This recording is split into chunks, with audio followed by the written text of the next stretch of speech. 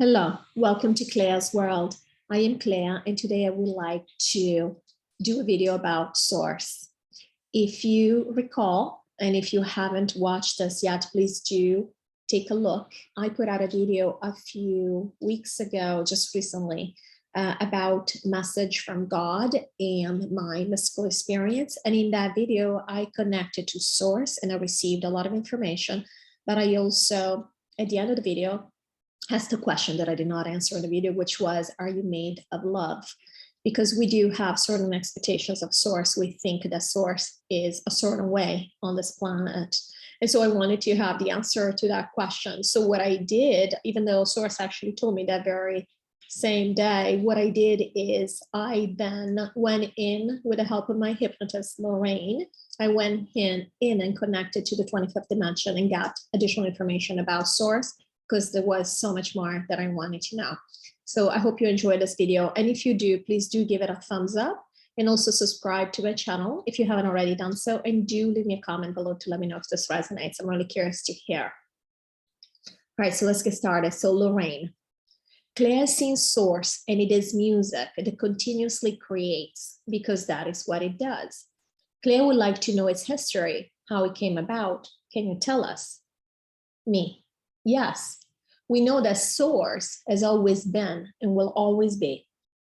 It is a difficult concept for a human 3D mind to accept that there is no end and there is no beginning. Source just is. There was no beginning of source. It always has been. Lorraine, you have previously told Clea that God is not making any new essences, and whoever is in the 25th now is it. But how can that be if source continues to create? Because that is what it does, creates essences. Me. God creates all kinds of things. God creates this energy. Its energy expands. However, this energy takes different forms, and there are no more essences being added to the 25th. So while God continues expanding, it doesn't translate into more essences being in the 25th. God continues creating realities that we're not even aware of, that don't even belong here to the multiverse. Lorraine, so God is creating in other, for lack of a better term, spaces or existences that are not related to this multiverse experience? Me, that is correct. Well, God always creates outside of this multiverse. We created the multiverse. And they mean we in the 25th dimension. If you watch my previous videos, you know that basically everything in the multiverse has been created by the 25th dimension, and for fun, basically for entertainment purposes. Well, God did create us in the 25th dimension. Lorraine, okay, is source made of love? And is love the underlying energy of everything that exists? Me. Love is the name of the frequency that comes through source. It's the frequency that is used by source to create. God is not only love, God is everything, just like we are everything, because we're made from the same energy. Lorraine, thank you. Is love the music that pervades the universe, so that low vibrations are simply frozen or slowed down frequencies of love? Is the material that you showed Clea, those sheets of colorful moving sound that God gave us to create with, are those love? And did source just give us itself to create with, since source is that same energy? Me. Love is just a name. Love is the name that we humans give to that type of frequency, that high vibrational frequency. However, the frequency, the music, is everything. It gives birth to everything. It's flowing. It's never ending. It's like water. It changes all the time. Love is just one aspect of it that we like to limit ourselves to when we think of love, because we think that energy only has to have what we consider as being a good energy, a high vibrational energy. However, all energy is the same. It simply modulates itself. It changes frequency. But the basic frequency is music. There is no good music, no love music, no low music. It's all music. We want to believe it is love because we feel such gratitude for this chance, for this music. But it is music. It has no attribute. It does everything. It is everything. It is not just love. Lorraine, thank you. How long ago was the 25th dimension created? Me. They're telling us that they've always been. They came into being. It was one of the first things that was created by Source. They've been around, we've been around for eons, is what they're saying. It's not even billions of years, it's eons. We've been around almost forever. Lorraine, thank you. How is Source different from the 25th? Me. There is no difference in the matter, if you wish to call it that we're made of. We are like Source because we're made from Source. The difference is that we are not ever expanding as Source is. We are created to expand ourselves, if you want to think of it that way, in terms of what we create. We create the matrix. We create things within the matrix. We very much emulate Source in this creational process. However, Source creates so many other things outside the matrix. We do not do that. Lorraine, if we are creating as Source creates from our essence, as Source creates from its essence, what can Source do that we cannot do? Me. Source can do so much that we have no idea about. We are not privy to what Source creates in other realities that we're not even aware of. We are aware that Source continues creating other realities, but we do not know what happens to those other realities. We are not aware if perhaps there are other dimensions that are being created. Anything is possible. Source is infinite and all-powerful. Lorraine, has Source created angels? Me. Source has created things that have been allowed to perforate, in a way, our matrix, that have been allowed to come in that did not necessarily belong to the matrix, in the sense that they were not created by us. Because within the matrix is a construct, and therefore we can allow certain fields of this construct to be entered by other realities that might be outside of it. Angels are one such reality that was allowed into the matrix as an additional tool that we could use. Lorraine. So in essence, we were created as the 25th, and we create our matrix and our structure within our reality. Angels were created like us from Source, and they are like us, individual expressions that create outside of our sphere of our reality. Is this correct? Me. They are not like us. They were created by Source the same way we have been created by Source, but they are not like us. They were created in a different reality that does not belong to us. It's not the 25th. It's not this matrix. But we, in the matrix, have allowed this reality to blend with ours because we are always celebrating Source. We are always bringing in things that Source plays with in other places, if you wish. And we decided this was not going to ruin the game for us to bring in more reality. To bring in more realities, different realities from Source. And Source allows us to play and make our own rules. So we decided that we were going to use this other creation of Source. Lorraine, thank you for answering that. How can God create angels who are not like us, not human and not in the 25th, when it's creating with the same energy, indivisible, not differentiable, unable to be differentiated? I don't know if that's a word, I probably made it up. How can this energy source differentiate among what it creates?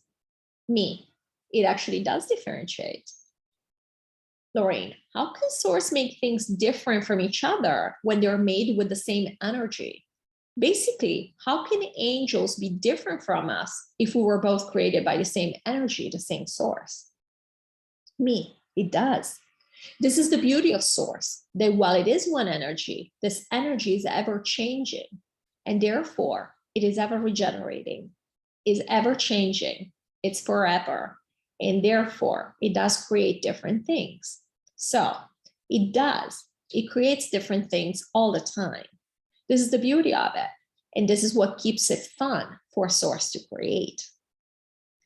So while we are created with the same source, for example, as angels, as many other things that we don't even know about that source creates, we are in form, if you like, we can be quite different.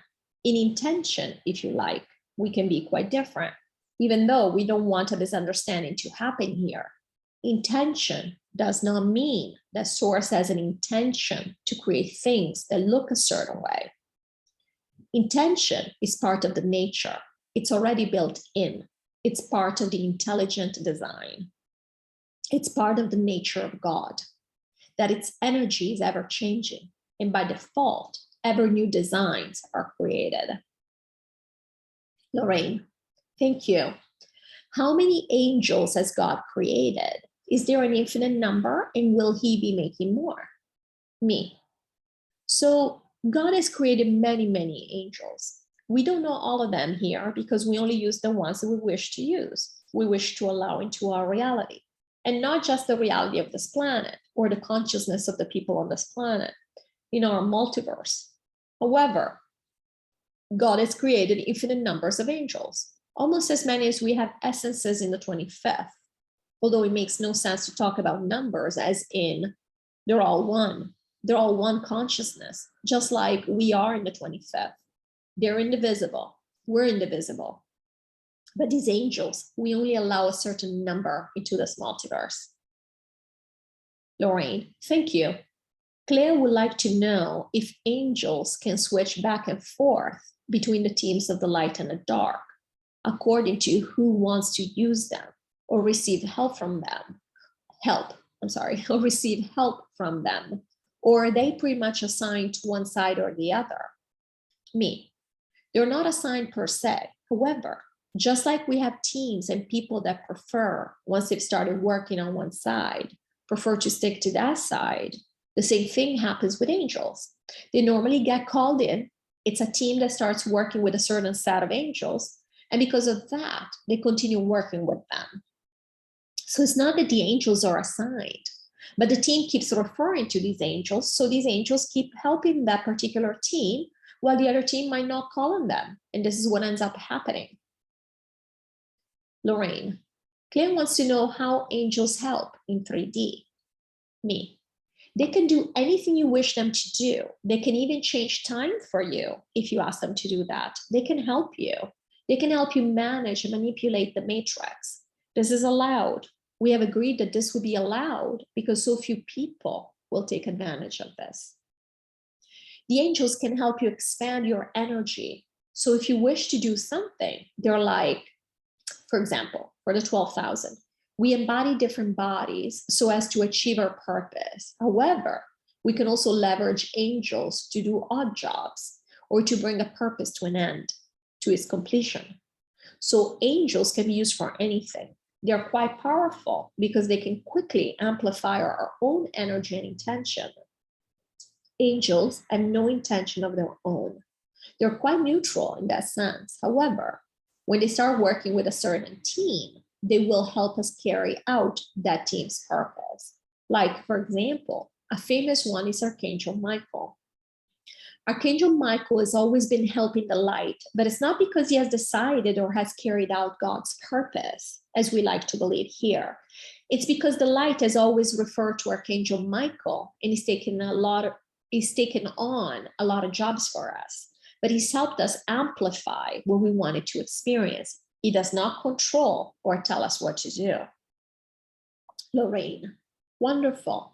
So you've told us that channeling angels is just a shortcut for channeling source. Is that what the dark is unwittingly doing when they connect with their angels? Me, yes, they are. They like to believe that they have found a shortcut to some form of alternative divine entity. There is no alternative divine entity. This is what is part of the fun that the dark will have to laugh at eventually when they realize everything they have done is exactly the part they were supposed to do, which was connect to source.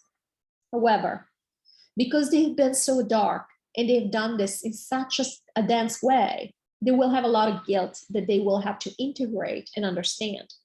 The fact is they have not gone outside of the realm of God. This is impossible. It cannot be done.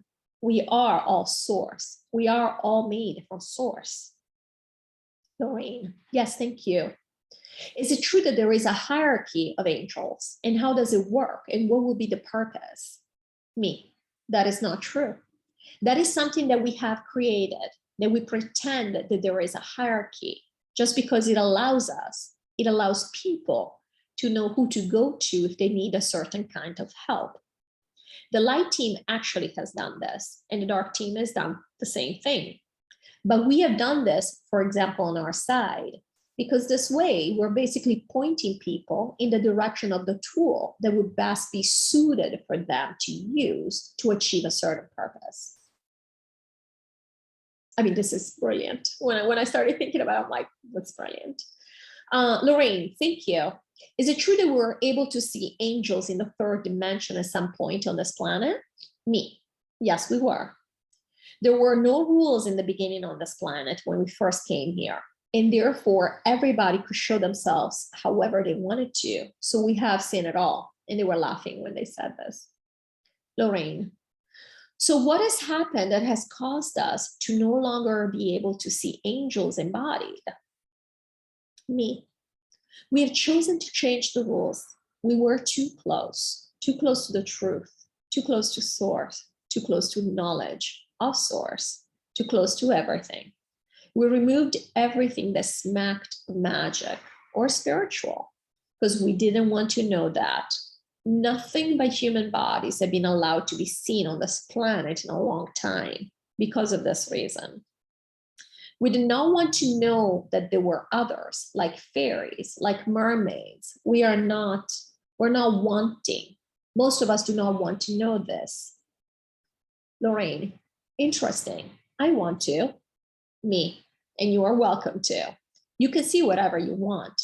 You're welcome to mold your reality however you wish to. You are able to see, if you wish, you can see angels, you can see mermaids, you can see fairies, you can see gnomes. You can see anything you want right now if that's what you wish. Lorraine, thank you. I actually do see fairies. Now I'm going to add the other ones. Thank you very much. Me, laughing. They were laughing. They do love joy. Every time somebody's joyful in one of these interactions, they just love it. Lorraine, can angels mix with humans and procreate? Me. If you mean procreate, like create a body or go into a body, they cannot in the sense that you and I think of procreation. However, can their energy imbue a non-player character, an NPC? Yes, they can. They can take on, they can also blend their energy if this is the wish of the soul or the essence embodied in a body. Let me repeat that. I want this to be clear. They can blend their energy if this is the wish of the soul, of the essence embodied in a body. They can also blend with the energy of that body from the beginning. This is an agreement and basically be quote unquote in that body. The body is always reserved for an essence, however. The energy of an angel is not the same as essence. They cannot possess a body the way an essence does, but an angel or presence can imbue its own imprint of energy on a body if the essence allows it, if the essence has asked for this to happen. Lorraine, okay. If we can then ask angels to assist us, do we just set an intention, clearly ask for the assistance of what we want, and send that statement out to receive the help? Is there something we need to do to receive their assistance? And can they help us with anything we need? Me. The angels can help you with anything that you wish. That is correct. Also, it is not that difficult. There is no real process involved. The angels are there to be used to help. The angels won't do things for you.